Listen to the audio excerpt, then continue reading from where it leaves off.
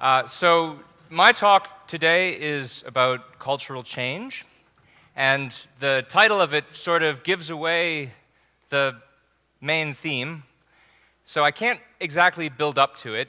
But I will say that if you were here this morning for Dr. Bernstein's session, he touched on one of the themes that I'm going to be discussing today. He talked about how if you want to be an effective advocate for freedom, you need to live the life worthy of a free man. And there's a way in which this whole talk is dedicated to just zooming in on and expanding on that point. And it's about a lot more than just being an effective advocate for freedom. It's about being an effective advocate for all of Ayn Rand's ideas and for all of Objectivism. So spreading Objectivism by living it. I have noticed over the years that when you ask people how they first became interested in Ayn Rand's ideas, you can usually classify them into one of two kinds. Now, there are probably some other categories that I'm not thinking of, but these are the two main ones that I've encountered. There's the one type of person who says, when I read Ayn Rand for the first time, when I read The Fountainhead, or when I read Atlas Shrugged, it confirmed something that I had always believed, but I had never been able to put words to it, and I never knew that somebody could offer a rational defense of these ideas. And so it was a revelation in that sense. That's type A. Type B is the Ayn Rand changed my life answer, that she just shook us up, challenged our deepest premises, and we walked away a different person as a result of that. Now, I have a confession to make. Well, I'll make the confession in a minute, but you'll be surprised maybe which of those two categories I myself fall into. I think thinking about this different set of these two categories is important, because if we are interested in ourselves spreading Rand's ideas, there's a question about which audience matters most. The people who need to have their existing beliefs confirmed, or the people who are capable of being all shook up, to use an appropriate Vegas term. Now, I don't want to cast doubt on either of them. They're both important audiences. I think that the first type, the people for whom Ayn Rand's views confirm their pre-existing beliefs, it is very important to reach them, I think particularly for the sake of short-term cultural change. They are our allies. They're out there already. If we can only reach them, it will strengthen our movement. I call it a short-term cultural change force multiplier. And I'm always surprised by where you can find these people. They come out of the woodwork, and they were always there. Some of you might have seen this story on Salon.com about a philosophy professor in college who was kind of a closet Ayn Rand fan for many years, and then he started talking more about it in public. So there's no doubt that we should be doing something to talk to these people and to try to reach them. However, in my personal opinion, I think that the second type of people, the type of people whose minds can be changed radically, are an underappreciated audience. And I think that doing more to reach them is essential for long-term cultural change. Because I just don't know how many of the people who are like-minded already are out there. And sometimes I wonder, have we reached them all already? And maybe we haven't. Maybe there's still a long way to go. But if we want to ratchet up the pace of cultural change, it will require finding people who don't already agree with Ayn Rand's ideas, but people who are intelligent, people who are intellectuals in particular, and changing their minds. So one thing I'd like to do, I'm a college professor, and usually when I teach, I like to try to ask questions of the students and get their feedback on things, and that's going to be kind of impractical since I'm way up here on the stage and you're out there and I might not be able to hear you. But I would like to at least ask you some questions where I see a show of hands. So I have a series of these questions, actually, and part of this is just pure curiosity. I actually don't, for all these, I don't know what answers I'm going to get, so it might not be as conducive to the point I want to make as I had hoped, but this is the experimenter's dilemma. So, first question, which type are you? Raise your hand if you are more the type A person, where reading Ayn Rand for the first time sort of confirmed everything you'd already believed. And I can't count you, obviously, but I'm looking, I think it's maybe more than a half of you, possibly 2/3. Now, raise your hand if you're type B. Okay, that looks like it's not quite half, but maybe I'm wrong. Maybe it's half. What about type C? Well, there can be, as worded, these are not mutually exclusive, because she could confirm everything that you believe and change your life in the sense that you now think that your old beliefs are correct, right? I guess what I meant by B was she changed your life by changing your mind. In that case, they're not. In that case, they're mutually exclusive. So my confession is I'm with the second type of you. I'm with type B. I am definitely someone who was a radical convert in a sense. I, at one point in my life, believed the opposite of everything that I currently believe. So I basically used to be a left-wing Christian, really. So, and an environmentalist and a bunch of other stuff that was bad. So, so this is of personal interest to me because I've done some reflection about what made the difference for me. And concretely, what it was I read The Fountainhead, and I originally read it. This is probably a great fundraising pitch for ARI. I read it only because I wanted to write the essay contest essay. And I thought that I would write a clever essay refuting objectivism, and for some reason ARI would want to pay me money for that. Turns out, though, that I only got halfway through the book by the time the deadline came, so I never got a chance to write the essay. But it didn't matter because by that time I was hooked, much in spite of myself. Now, there's a few other factors that feed into that, and I'll mention some of them later. But I think that this type of audience is an underappreciated one, and by the evidence of the number of people who raised their hand in response to type B, it's even bigger than I thought. So my proposal, which I'm then going to flesh out over the course of the talk, is that we need to learn more about type B people if we want to have this long-term cultural change. We need to learn about what it takes to change people's minds by thinking more about those of us among us who have changed our minds radically. And not just for me. I want to learn more about it from all of you who are in type B, actually. And so disadvantage of the next line of questions is only going to pertain to the second half of you, the ones who said B. I don't mean to say we shouldn't also care about the rest of you, but at least I have a selfish interest in this topic because I'm in category B. So if you are type B, if you're the kind of person who changed your mind in a radical way because of reading Ayn Rand, I have a couple of questions for you. First question, if you're type B,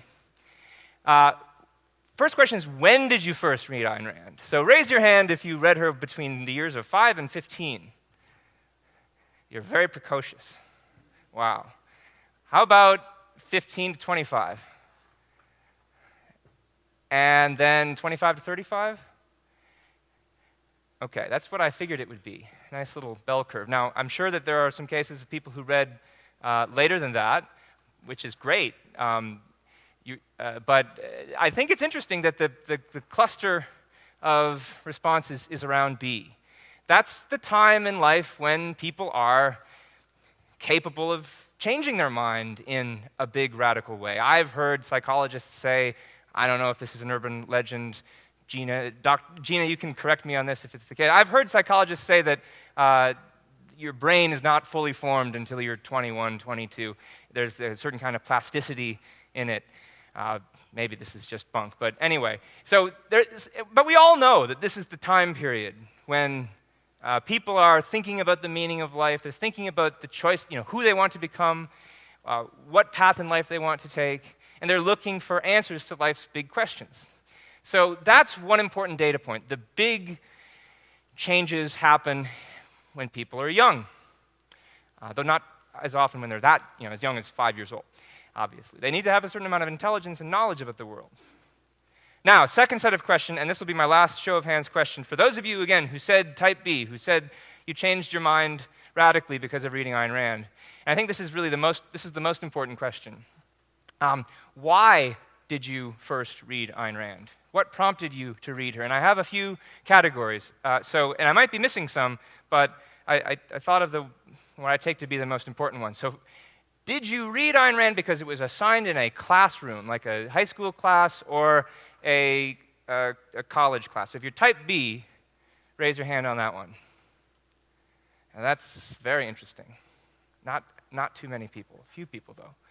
How about, if you're type B and you changed your mind radically, did you read Ayn Rand for the first time because someone you knew recommended her or referenced her? Much larger group of people. How about, did you hear her ideas from an objectivist intellectual? A few people. Good. That makes me feel better as an objectivist intellectual. And then maybe you heard her referenced in the news. There's been a lot of press about her lately. Anybody first read her because of some media reference? One person or two people. And then some other reason. Raise your hand if there was another reason. Thank you so much for fulfilling my prediction. So this is how I thought people would answer. I thought that the majority would be B. Somebody you knew recommended or referenced Ayn Rand. Now that's a very important data point. If most of us who changed our minds radically did so because of another person we knew, not because of a professor, not because of a news report or something like that, that is something we have to keep in mind. And I have a few more questions, but I won't ask you to raise your hands for these. You can just answer these in your own mind.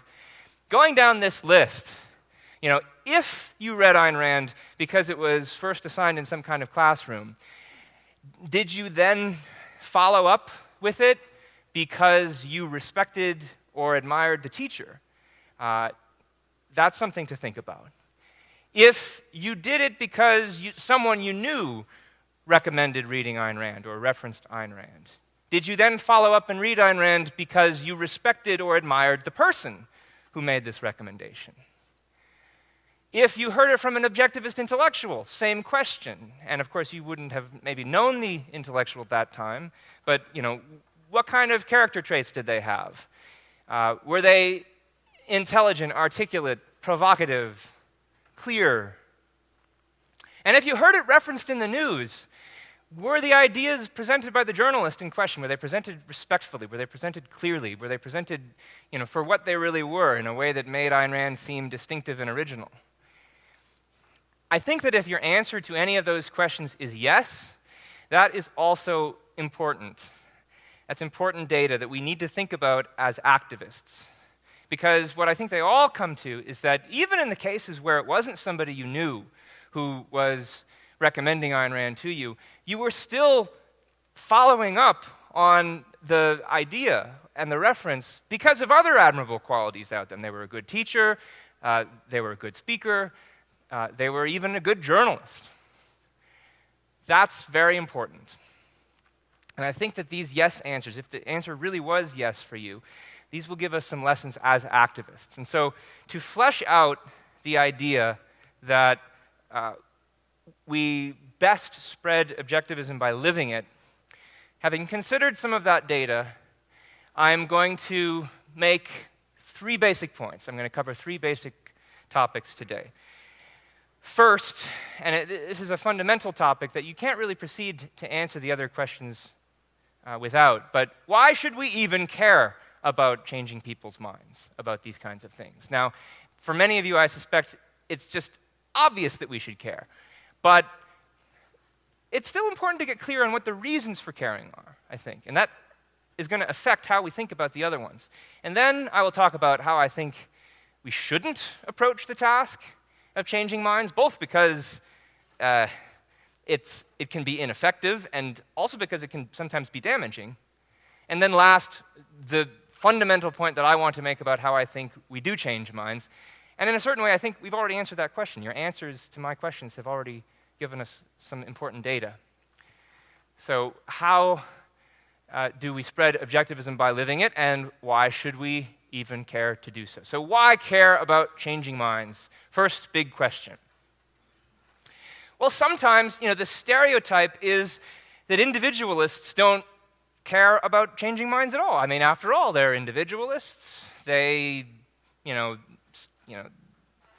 stick to their own business. If you read The Fountainhead and Atlas Shrugged in the wrong way, you might end up with this kind of lesson. For example, Rourke says to Toohey, "But I don't think of you." And you might think, well, then why bother thinking about anybody who disagrees with you on anything? Just, stay to yourself and do your business and leave the culture as it is. And Galt, goes on strike and leaves society. So he doesn't seem to care about what other people think. He's an individualist.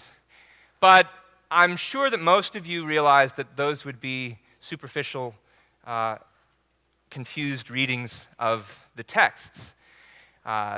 Obviously, Rourke doesn't spend too much time thinking about Toohey in a way that it, regards Toohey as metaphysically important, but he still obviously cares enough to defend himself in court.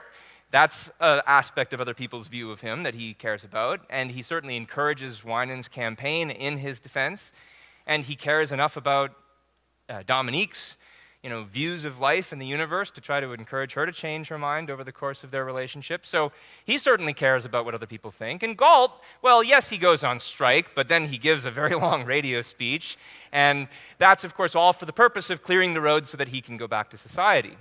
And it's also being delivered to Dagny, so he cares very much about changing her mind about something. So I don't think I have to convince you that it's important to change people's minds and to speak out. But why exactly is it important to change people's minds?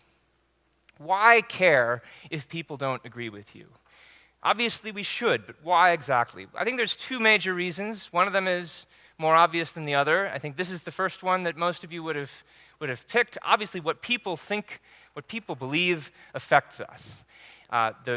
We just saw an excellent speech by Dr. Lockridge about how there's a certain conception of self-esteem and morality, which is underpinning this whole array of political policies. And what people think about the self and its worth is what is determining whether they are, an environmentalist or not, whether they're pro or anti-abortion, etc. And if you're a woman and you want an abortion, that's affecting you. If you're a businessman and you want to build something that's going to modify the earth, that's going to affect you. This part's pretty clear, but that's not the only reason. This would be, let's say, the kind of instrumental reason for caring what people think. But we don't just think about other people as factors in life that affect us. Some people in life are really important to us, and they're not just means to an end, they're parts of the end of our own life. They're our friends, they're our loved ones, our spouses, and we care about them, and we want them to have a better life, and that's also a pretty good reason to care about what they think. So those are the good reasons for caring about changing people's minds. There are some really bad reasons as well. I believe I have, at one time or another, held both of these attitudes about changing people's minds. So when I speak about this, it's as much of a self-confession as it is a criticism of other people. But one reason you might have for caring about the fact that somebody disagrees with you is that you just don't understand how you could give them all these arguments and they don't listen, and they don't appreciate the genius that you are. Now, I don't think I ever quite put it in those words, but I certainly think that I've gotten into debates on the internet where it's all about, having the last word and, being proved right and being able to knock somebody over with your argument. And that's not a healthy reason for wanting to change their mind. I don't know how many people have this problem, but there's some of them out there. Another one, and this one I think is more common and more innocent, but there's a view that a lot of people have that if other people don't agree with them on important philosophical, political questions, they really can't be friends with that person. And so maybe you want to be friends with some person, and you say, well, I've got to convert them first before I can be friends. And I think that's a more innocent reason because it does recognize the importance of friendship, and it does recognize the importance of ideas for your friends. But at the same time, I think that this fails to appreciate the fact that there are lots of ways to be friends with people on many different levels who don't necessarily agree with you about everything. And I'm gonna unpack that a little bit more later. So good reasons and bad reasons for caring about what people think. I think that's going to, considering the difference between them is going to inform the way we go about trying to change their minds. What are the implications of this? Well, one is, and I think this is really underappreciated, and it took me a long time to appreciate. But you don't need, not only do you not need to convert somebody, and I'm putting that word in quotes because it's a bad word to use in this context because it suggests, religious conversion. You don't need people who agree with you about everything, not only for them to be your friends, but you don't even need them to agree with you about everything to make positive cultural change. This is something that Dr. Brooke has talked a lot about, and he'll probably talk about it in the panel later. But he's talked about how there are Christian objectivists out there, and there are Jewish objectivists, and I've heard of Buddhist objectivists, I've heard of Satanist objectivists. But the point is that there are people who think that they accept and agree with all of Ayn Rand's ideas, and many of us think they don't. But that doesn't mean that their lives aren't improved for bringing what elements of these ideas into her life there are. And it doesn't mean that our lives aren't improved for it. Just look at all of the different Republican candidates, the Republican politicians. Now we have one in Virginia, this Michael Bratt, who accept some of Ayn Rand's ideas, and it's generated national discussion about Ayn Rand, and in certain cases has even influenced policy debate. And you don't even need to have people agree with a little bit of objectivism for your activism to have positive cultural change. There is such a thing as raising awareness. And this is a phrase that I borrow from Marxists. They use it, of course, in the context of, the workers have to become self-aware before they realize they're oppressed, etc. But there's something valuable about that phrase for thinking about cultural change. Even when left-wingers don't agree with anything from Ayn Rand, the mere fact that they come to know that she exists, that her ideas are distinctive and different from everybody else's, that there's a whole philosophy behind these ideas, that it's not your typical conservative view, that it's not your typical libertarian view, that is now a new data point on the radar screen that they have to deal with when they make generalizations about, what the other side thinks. And that's one bit more uncertain they are about their own position because it's a possibility, it's an ideology that they perhaps haven't grappled with. This is, by the way, one reason I think the word objectivism is very important. People need to know that it names a philosophy, even if they don't understand what that philosophy says. So that sometimes we go back and forth about what campus clubs should call themselves. Should they be called Ayn Rand societies? Objectivism is a kind of complex-sounding word.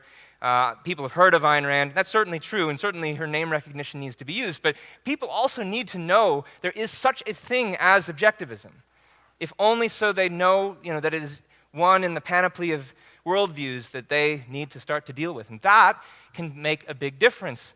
You also don't need to convert people and make them agree with you completely to have positive cultural change.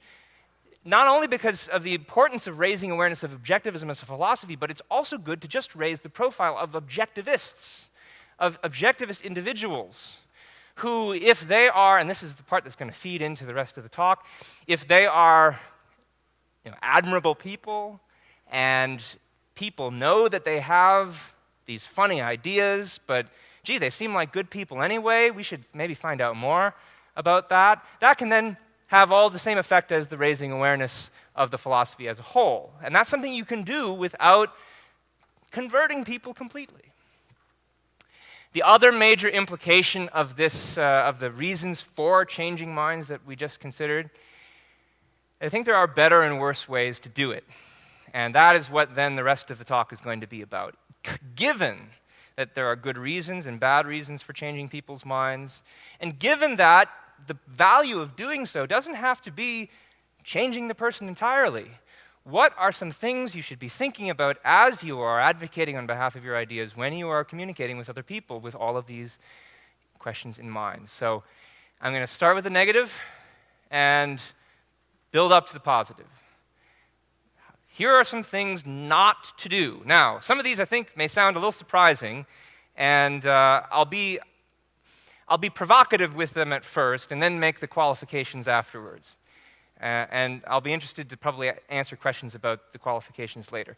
First thing that you don't do to change people's minds, and this is probably the most provocative one, get into arguments with them. It doesn't work. Now, I'm going to qualify this statement. Let's categorize the different people that you might get into an argument with. Well, first of all, there are irrational people, and there's a lot of them. And in virtue of being irrational, they're not going to listen to you. You'll be wasting your time. Rational people are rarer. But here's the thing about rational people. They are rational. And there are rational non-objectivists. There are lots of them, I think. We could debate about how many. But rational people know that there are lots of different views out there. They know that when people are smart, they can say any number of different things to try to make their position sound attractive. And the way I put it up here is rational people know that arguments depend on a lot of context. There's different ways of explaining this point, using different metaphors.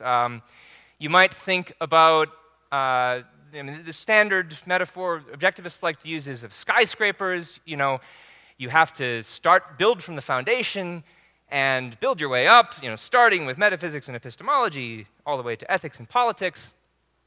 And rational people know that any argument you make, if it's about politics, if it's about the importance of capitalism or romantic art or individual rights, you're making dozens and dozens of assumptions that feed into that argument. And they know that it's easy to have, to supply the necessary assumption to get the result that you want. If they've met people who've argued for the craziest views. It was, I think, Cicero who said there's nothing so absurd that some philosopher hasn't said it. If you rearrange your entire worldview sufficiently, you can justify anything. So nobody is going to be converted by an argument that you make in a 5-10 minute exchange.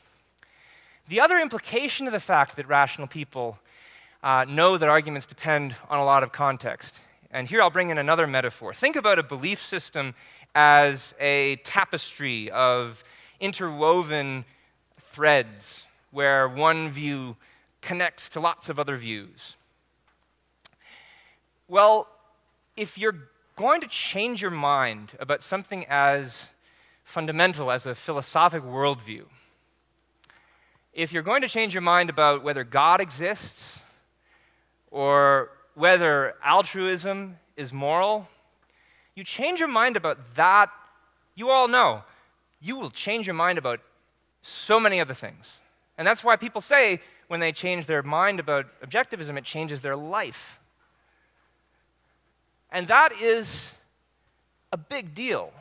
It means you have to sort of start over from square one. If you are throwing out long-held fundamental beliefs about the nature of reality and our knowledge of it, nature of the good, our relations to other people, something as general and deep and fundamental as that, you change your mind on that, you have to change your mind on so many other things. You have to completely reweave the tapestry of your beliefs. And that just takes time and energy.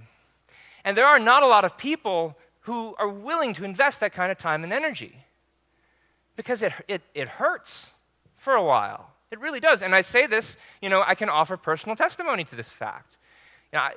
When I first read about Ayn Rand and started learning what objectivism was, it was a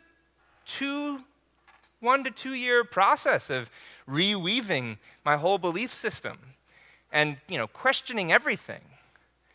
And some people, when they do that, they just end up like Descartes and skeptical about everything, and they're afraid that they might become skeptical of everything if they change their minds about everything. And so changing your whole belief system is scary, and for good reason, right? You don't have time, you don't always have the amount of time and energy that it would take to do that. So, lesson.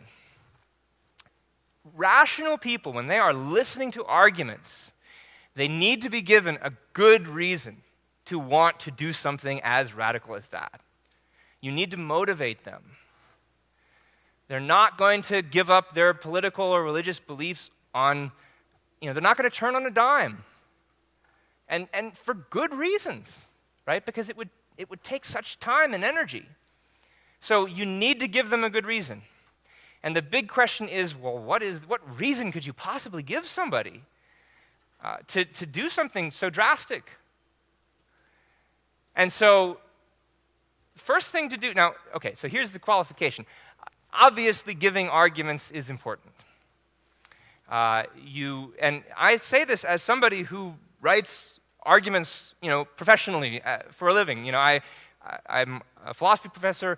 I write, long journal articles that nobody reads. I help edit The Undercurrent and write for The Undercurrent. We give arguments, aimed at a student audience, trying to get them to change their mind about fundamental things. So I certainly think that it's something worth doing, but you have to put it in the context of this other bigger factor, which is that people have to have a reason to listen to your arguments in the first place. Because anybody can argue for anything. And so what reason can you give them to listen to your arguments in the first place? Well, that reason cannot itself be in the form of an argument, right? Because we have a regress problem then. What reason can you give them aside from another argument? Okay, well, here's another major point on how not to change people's minds, but considering it will further us along the road here. You can't give them that reason, you can't motivate them by making vague promises of untold riches. You can't just say, if you believe in objectivism, you're going to be happy and rich and successful, and you'll have an amazing sex life, and you'll win at blackjack in Vegas. I mean, you can't do that. I know it just, from personal experience, and it makes sense too. There are lots of groups that try to do it that way. They're not exactly famous for reaching rational people. Every belief system promises riches in one form or another, whether it's religion offering promises of the afterlife or communism promising the utopia of communism. Every belief system promises payoff in some form or another. Practically, environmentalism, interesting question. And the thing is that we're trying to reach rational people who don't yet agree with you. Well, if they don't yet agree with you, they don't yet agree that considering this belief system is going to give them that. Non-adherents don't yet have reason to think that you're any different from Scientology. Now, there's other reasons they could have to think that you're different from Scientology, if they know anything about your belief system. But if we're just talking about you're coming to them for the first time and they've never heard anything about objectivism, we're in trouble. And there was a book survey some years ago where people voted for Atlas Shrugged as the most influential book, and the Scientologists voted for Dianetics as the most popular book in the world, and Dianetics came in right after Atlas Shrugged, and I said, oh. So, rational people need a very special kind of motivation to check deep premises. Vague promises of untold wealth will not be good enough because rational people know that the Scientologists of the world are out there and they're on the lookout for shysters and hucksters who are selling snake oil in the form of a belief system, and they are properly on guard against this kind of business. So what is the special kind of motivation that you can give people to do something as drastic and radical as check the deepest of their premises and rewire their entire belief system and rebuild it again from the foundation? Well, now let's start to talk about what you can do, at least in my experience. Here's my core thesis. And you probably already saw it coming. But my idea is that the special motivation we provide is by just being a friendly, intelligent person of integrity. Be a good person. Be somebody admirable. Somebody that another person wants to listen to. Someone whose arguments they'll consider seriously. And that just means, well, not just, that means living objectivist philosophy, not just preaching it. The preaching it will do no good if you're not a good person worthy of admiration in the first place. And I think that the evidence for this thesis, thankfully you've all provided it for me. Of those of you who changed your mind radically, most of you said that you got into this idea, the set of ideas, because of somebody that you admired recommending the book to you. So yes, it's very important to, as Dr. Bernstein was saying this morning, let Ayn Rand be objectivism's own salesman. Put her books into people's hands. But, as he also said, that won't count unless the person who's putting it in the hands is somebody who's worth considering in the first place. So many people that I've read and changed their mind dramatically are people who were recommended to do it by a respected acquaintance or a friend. In my case, it was a debate coach in high school. This is back when I was the left-wing Christian, right? We would get into arguments about politics, and he was kind of a libertarian. He wasn't an objectivist, but he was a smart guy. He was a funny guy. I would ask him questions, and he would have answers, and there were certain kinds of arguments that he made that I simply couldn't answer. And so when he said, "Oh, there's this Fountainhead essay contest, you should write for that," I thought, fat chance I'll believe that book, but Gary's a smart guy, and I might as well check it out, and I might win some money doing it too. So maybe the untold riches has some effect. But I would not have even thought about writing for the essay contest if this debate coach hadn't prompted me to think about it in the first place, and I took him very seriously.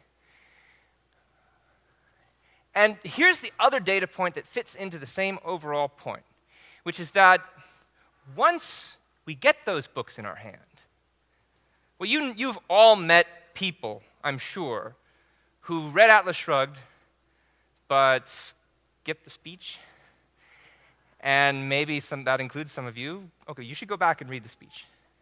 But isn't it interesting that somebody can change their mind and fall in love with those novels without the speech, and fall in love with the ideas without the speech? And I think it's for the same reason that we only get into them in the first place, because the people who recommend it to us are people we admire. We admire the characters in the books. We admire the way in which a philosophic idea is concretized. If we had only read a treatise, we might never have gotten to the point of taking these ideas seriously. For one thing, because we wouldn't have known really what they mean. It's the way in which the characters and the events of the story concretize these philosophic abstractions that speaks to us. And by the way, this is part of the reason why when you're trying to reach people with these issues in mind, you're not just appealing to their emotions. The fact that they admire you, the fact that they admire the characters in the books, it's not just emotionalism. It's concretization of abstractions. This is the lesson of Ayn Rand's epistemology. People who can honestly change their minds simply by reading arguments, I don't know, they've got to be a very rare breed. They've got to be capable of concretizing things for themselves, but in a way that most people aren't capable of doing. But if we take the lesson of Ayn Rand's epistemology seriously, we come to grasp abstractions and change our minds about abstractions by considering concrete embodiments of ideals. And that's what happens when we take a recommendation from a person we admire. That's what happens when we are inspired by a character we admire in a novel, of all things. We cannot forget this. So, some implications of this thesis. If the way to spread objectivism is by living objectivism, well, there's lots to living objectivism. You could go through a whole list of moral virtues, which it helps to embody if you want people to change their mind. I'm just going to pick 3 quick principles. First of all, friendliness. Here's a question you can answer for yourself. When you meet new people for the first time, do you look to find what's good about them? Do you go prospecting for gold? Or are you on the premise of worrying about their flaws and their errors and, oh no, I'm going to find out that this person likes Obama and that will just ruin the friendship? I think that if you're on the second premise, you're not looking in the right direction.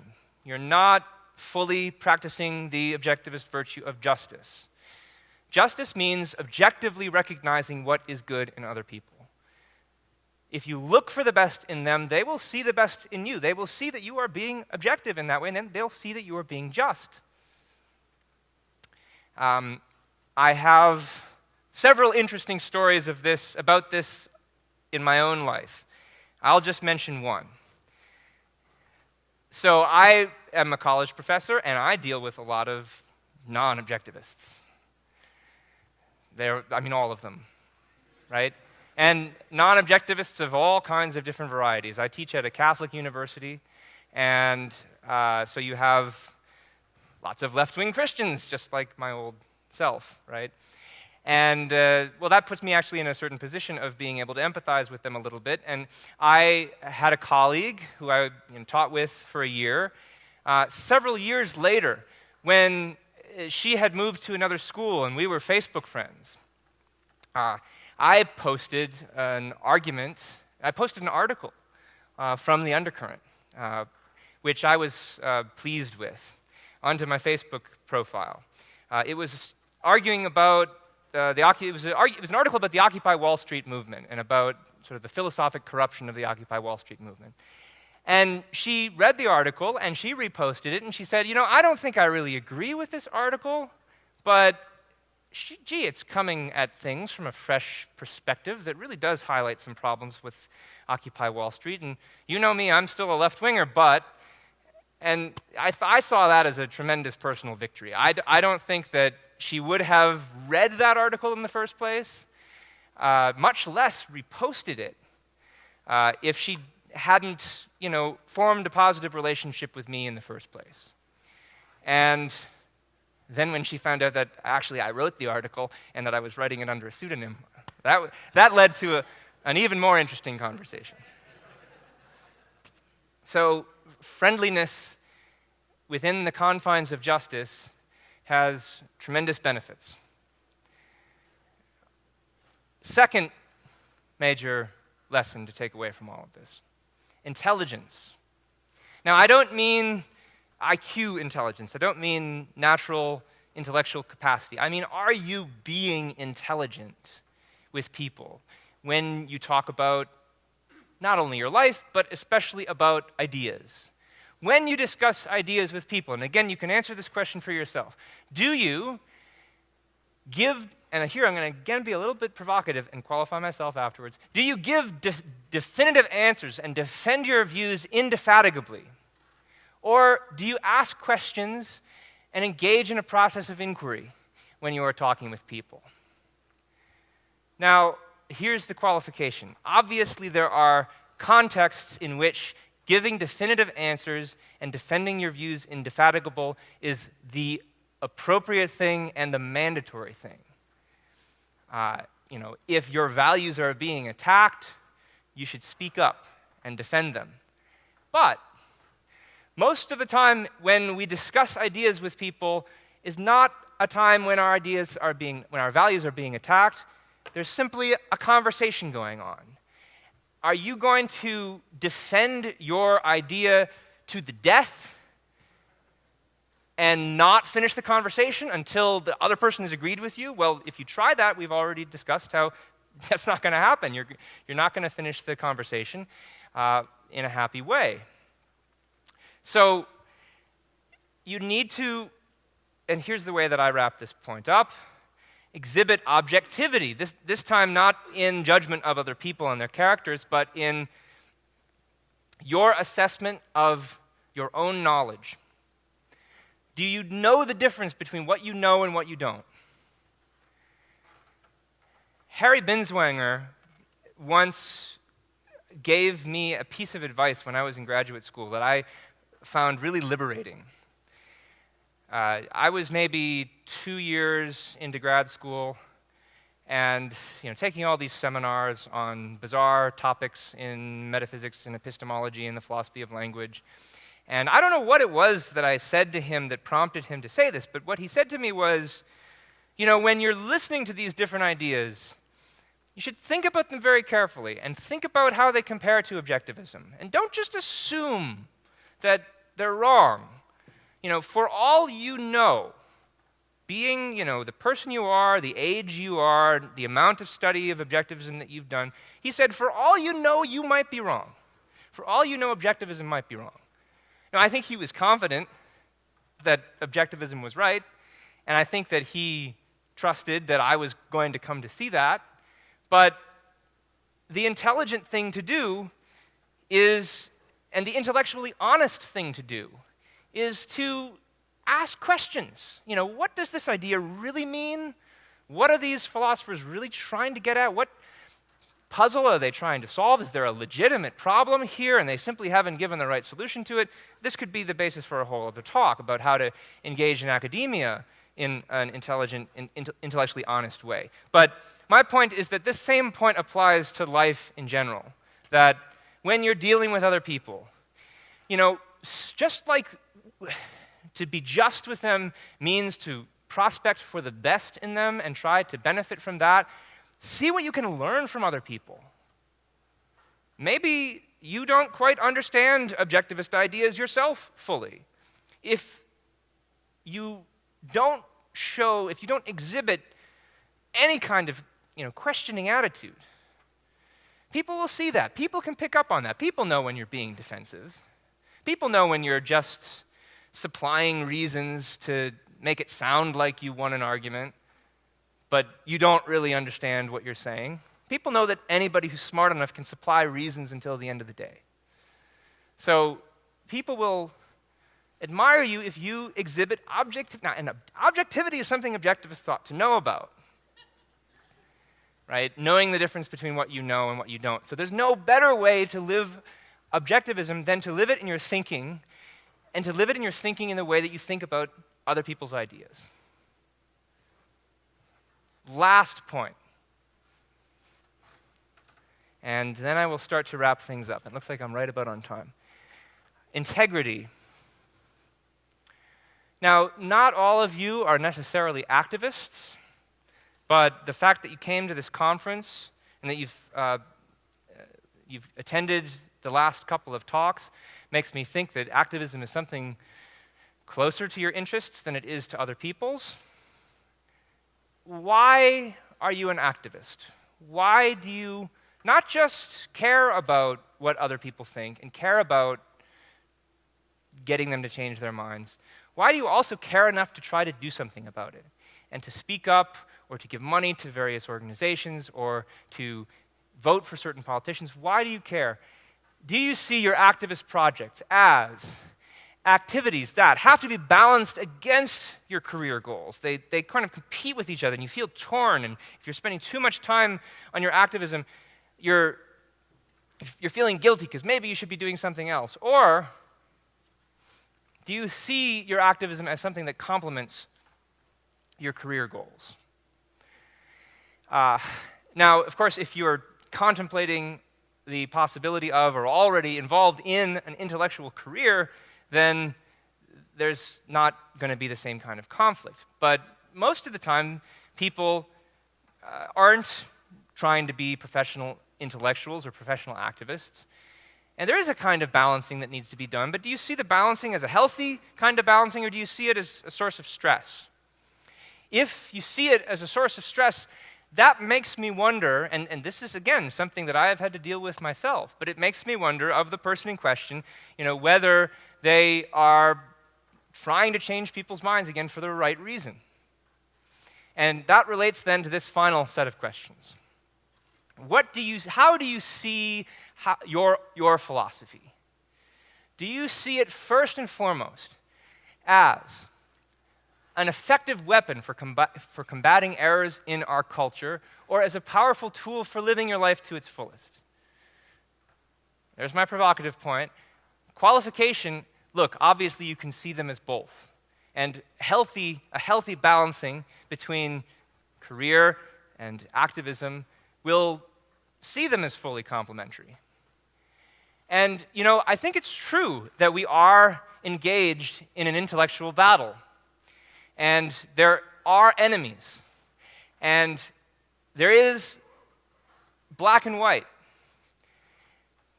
And, especially if you are a professional intellectual or a professional activist, you are going to live that as a kind of battle. And there's no way really to not see it that way. But not everybody is a professional activist or a professional intellectual. And when you consider your philosophy, objectivism, do you see this as a source for now I can use these arguments to beat down the next guy that I have an argument with on the internet? Or do you see the battle as, do you see the tools for battle as a consequence? As a consequence of the fact that objectivism is a powerful tool for living your own life in your own career, and the fact that it also gives you the tools to engage in battle is a really big bonus. I think it's that latter view that is the healthier view. And when you have that attitude, when you have that balanced attitude, it will show people that you have integrity. It will show them that you are living according to your ideas. You're not just spouting ideas that you've learned for the sake of getting into arguments with people. If people see that you are living your ideas, if you are creating values in the world, if you are succeeding in your career, succeeding in your romantic life, that will inspire them. They'll say, this person is on to something. I don't necessarily agree with this objectivism thing, but what is it that makes this person tick? He says he lives by this moral philosophy. Who does that? And yet, here he is, a normal, happy, friendly, just person of integrity. I'd really like to find out more about why he thinks that. And when they see you, that doesn't mean that they're going to be converted. And it doesn't matter if they're not, for the reasons that I mentioned before. There's a lot of positive change that can come just from raising awareness and the kind of partial cultural change that I was discussing before. So we inspire people best by acting on our beliefs and succeeding at it and concretizing to them the meaning of our ideals in just the same way that other people did when they convinced us to read the books for the first time, and in just the same way as the characters in the books inspired us by the way in which they concretized these ideals. Okay, so I'm going to wrap up. Do you remember the boy on the bicycle scene in The Fountainhead? There is a little segment of that I want to read to you because I think it's directly pertinent to the question that we are discussing. So, the boy on the bicycle says to himself, "Men have not found the words for it, nor the deed, nor the thought, nor the arguments," right? "But they have found the music," concretization. "Let me see it in one single act of man on earth. Let me see it made real. Let me see the answer to the promise of that music. Not the servants nor those served, not altars and immolations, but the final, the fulfilled, innocent of pain. Don't help me or serve me, but let me see it once, because I need it. Don't work for my happiness, my brothers. Show me yours. Show me that it is possible. Show me your achievement, and the knowledge will give me courage for mine." And of course, what happens next in the book. The boy sees Monadnock, and he sees Rourke, and he finds out that Rourke's the one who built it. And how does that finish? What does it give him? Courage to face a lifetime. Yeah. So what do these two things have in common? The boy on the bicycle seeing Monadnock for the first time and meeting Rourke, and you reading The Fountainhead, or you reading Atlas Shrugged.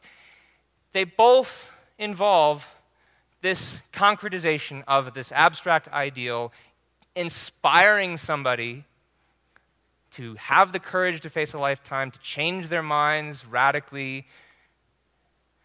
And Rourke didn't give the boy on the bicycle an argument. He didn't even give him a book.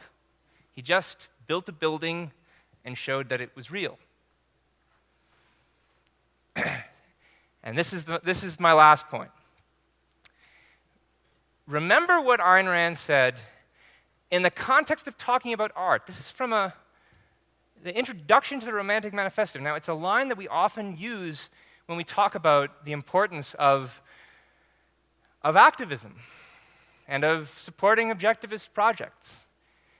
But she's talking about art.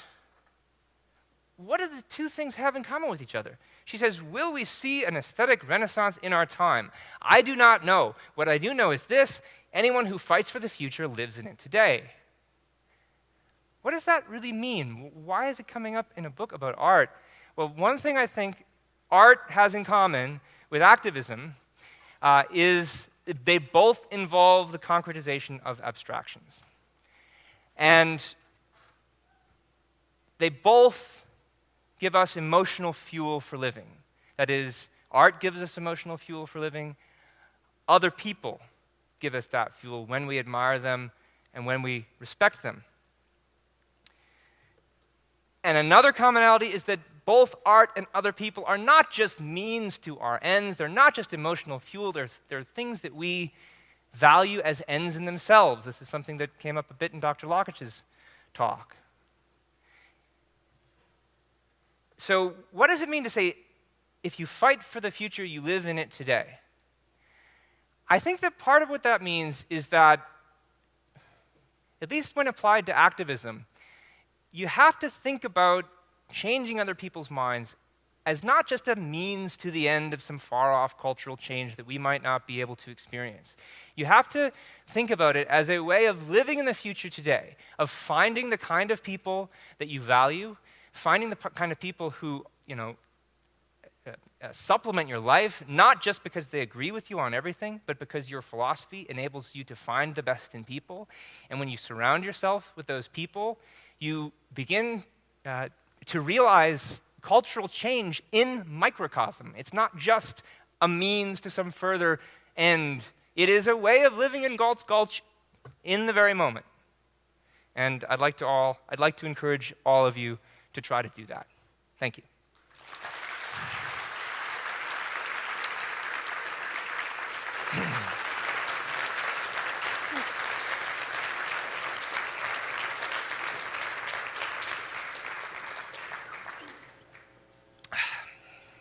I'll start over here. Yes, John. Thanks, Ben. I'll start out with a brief anecdote that kind of leads to my question, which is I was checking into the hotel for this conference, and the person said, you know, which conference? And I said it was for Ayn Rand. He goes, oh, I'm reading The Fountainhead. And he said, do you know John Allison? Is he going to be here? And my question is, how do we scale what you're talking about here, given that there's so few of us, when you have somebody who's actually seen and exposed to large numbers of people, you can have a much greater impact. So any thoughts on scaling these? Well, I mean, I guess one obvious point is if there are people who are particularly good at not only making arguments, but also at being good role models for other people, then support those people, send your friends to those people. You know, I've heard people say, if only we could clone John Allison and get, 5 or 10 of him, it would be amazing. But we can't do that, so how do you scale it? I don't have a good answer to that question, aside from everything I already said. Because I guess part of everything I've already said is it's about trying to scale it. It's about trying to find people that will be themselves intellectually honest and have integrity and be friendly. And, if you inspire them, then they may inspire other people. And maybe there's something else to say, but I don't know what it is. Thanks. Yes. Yeah, I want to go back to the not arguing with people. And I've got an argument for you. So I certainly agree with what I think you meant by that, the not defensive and not someone on the internet is wrong kind of argument. People know that comic. But when you talked about the kinds of friendly interactions you were having with people, the guy who inspired you to read The Fountainhead, for example, part of what you were responding to were that he gave really good arguments of a certain sort. Sure. And part of what you were doing with your friend the Platonist was sending her an argumentative article. And isn't the way to think about it, what is the friendly, benevolent, just prospecting, inquiring way of engaging in arguments with people? What are the premises that list all the virtues you have? How does that apply to the process of arguing, rather than as a contrast to arguing? I don't disagree with any of that. And that's part of the reason why I had the separate point about being intelligent. And those were all examples about how to argue with people. And so, yeah, my point is definitely not that you shouldn't engage in argument. But I do think that there's something, I don't know, more fundamental about being a good person in other ways first. And I mean, could you say in any ordinary friendship doesn't start out with an argument, right? That may be the next thing. So could you say something about what in a friendship gives the types of opportunities one has in a friendship without being a propagandist, but just through the natural discourse of the friendship to influence someone, other than one way, which is they come to like you and then they read the books you've read, but the ways in which you can share ideas through the course of just the interactions? I'll leave it at that. Well, okay, so I don't think I have a whole lot more to say about this, but I'll give one other example of a different professor that I became friendly with. And in his case, we also got into arguments. We probably got into even more arguments than I did with the Platonist. And there was no way, as with the Platonist, that I was going to change his mind about anything. But how did it start out? It didn't start out with arguments. It started out with having beers after department events, and we were tired and we wanted to, gripe about the the problems we were encountering at work with our students and with other faculty, and finding common ground with people. If you're in a position to meet somebody in the first place, there's probably some common task that you are engaged in, and that is a ground for bonding with them. And then, obviously, since we're philosophy professors, you can't talk about terrible students for so long without eventually wanting to talk about philosophy, and that's where that came up. And, people at work you'll have things in common with to discuss, and people that you meet at the bus, you can talk about the weather, but in virtue of the fact that you're in the same place together, there's something about why you're both there. If you're halfway decent people, that there's something good to talk about, and that can lead to other things. Yes. Oh, I should go over here. Yes.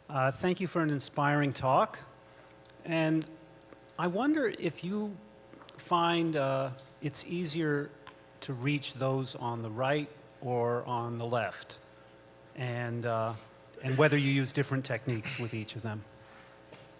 I don't have a good answer to that question. I think that a number of the issues that I raised today provide really good justification for doing some actual scientific statistics to figure these kinds of things out. I think that we could really benefit from it.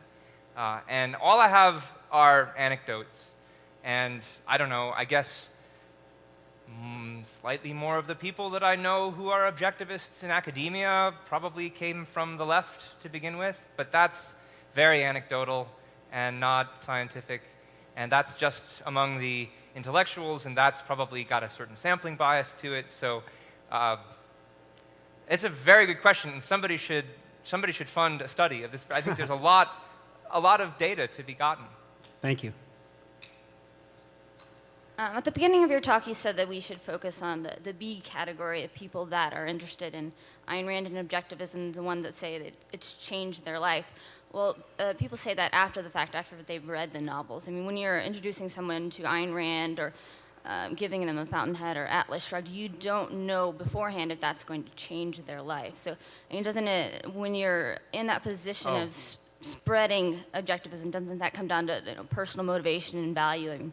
I mean, I think, do I like this person, and do I think these ideas will benefit their life? And if yes, I'll like them more. Right, so my point wasn't that you should know in advance that they're going to change their minds radically. We obviously have no way of knowing. I think my point was just that we already do know about people who have changed their minds and people who are in Objectivism for other reasons. And I think there's just something to be learned by thinking about the ones who have changed their minds, which will help us prospect for the other ones out there who might. We don't know if we will, if they will. But we can learn not only, and one thing that my talk didn't talk about much at all was how to pick the right people. I was focused more on what to do once you found the right people. And someone could give a whole other talk about, what are characteristics of people who are likely to be more receptive than not. And I have less to say about that, but someone should, maybe I should do that next. I don't know. Thanks. I was wondering if you could comment a little bit on how easy it is sometimes to find people who are objectivists but have a lot of anger and sort of outrage of living in an imperfect world in a culture that feels like maybe doesn't get it. And maybe talk about how leading with that or letting that leak out in conversations affect things, and also just the importance of learning to find happiness in an imperfect world.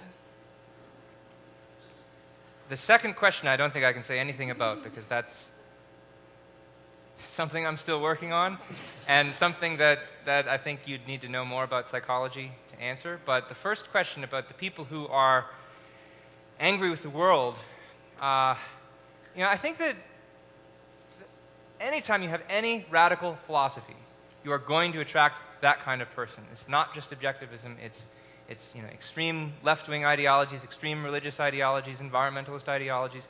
If the degree of its being radical is the degree to which you will attract people with any number of motivations for coming into it. Excuse me. And how do you deal with that fact? I guess be on the lookout for it. Remember that is probably the reason. Try to explain to your friends that it's not just objectivism, it's any radical philosophy. And to the point where it's, what can you do about people being angry at the world? That's, again, a psychological question that I'm not prepared to answer. I guess the most you can do is try to find the best in them and try to show them what's good in the world. There's only so much that you can say that's bad about Obama before you get tired, and there's only so many denunciations that are worth making, and why not devote only 5% of your Facebook posts to denouncing Obama, and maybe spend the rest of the time talking about what's good in your life and what's good in the culture around you, and you can model that for other people. Maybe they will start to see it too. I don't know. Okay. Maybe other people share this problem, I don't know, but as an engineering student, I love starting discussions and based on inquiry and getting people introduced to the ideas of objectivism, asking questions they've never asked themselves. The biggest problem I have is that when I get to a point with someone where I start to suggest the books, they say, well, I'm an engineer, Charlie, I hate reading. Do you have any response to that? I like that. Audiobooks is a good idea. Right. Shorter books rather than longer books. Maybe start with Anthem. Yeah. Movies, if only we had more good ones that were based on the What's books. with quality acting? I don't have more than that. Sorry. All right, thank you. And I guess we probably have time for one more. Okay. Great. Gina. Thank you, Ben. So one problem I sometimes encounter, or one conflict, given that our philosophy is very radical, and given, as you mentioned, that any ideas require a lot of context to make sense of, is that I find it difficult to strike the right balance between being overly assertive about, just starting an argument with someone who's not ready to hear it, and on the other hand, almost being too apologetic or seeming almost sneaky, that there's clearly something that I disagree about, or that I also might have to say on the subject, but I don't want to stir up, too much conflict. And so I wonder if you have any general advice on managing that balance. I have one thing, and I don't know how many people are going to agree with me about this, and maybe this is something we can talk about in the panel. But so there's a line from Ayn Rand where she says you should never sanction with your silence someone who is attacking your values.